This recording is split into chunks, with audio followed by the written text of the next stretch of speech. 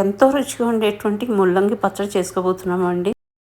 ఈ ముల్లంగికి ఏదైతే ఆకులొస్తాయో అవి పడేయనవసరం లేదు. పచ్చడిగా చేసుకోవచ్చు. చాలా చాలా బావుంటుంది. లేదా ఫ్రై చేసుకోవచ్చండి. దానికోసం నేను బాణాలు పెట్టేసుకుని ఒక టీ స్పూన్ ఆయిల్ వేసుకుని దాంట్లో 6-7 పచ్చిమిర్చి అంటే మీరు తినే కారం బట్టి యాడ్ చేసుకోండి. ఎక్కువ తక్కువ చేసుకోవచ్చు పచ్చిమిర్చి. ఇంకా తర్వాత మనం సన్నగా కట్ చేసుకున్నటువంటి ముల్లంగి ఆకులు వేసేసుకున్నాను. తర్వాత ఒక టీ స్పూన్ ధనియాలు, ఒక హాఫ్ టీ స్పూన్ జీలకర్ర, 5-6 మెంతి గింజలు యాడ్ చేశానండి. తర్వాత పావు టీ స్పూన్ ఆవాలు, 2 టీ స్పూన్లు నువ్వు పప్పు యాడ్ చేసుకున్నాను. యాడ్ చేసుకున్న తర్వాత మొత్తం అంతా చక్కగా ఫ్రై అవ్వనివ్వాలండి.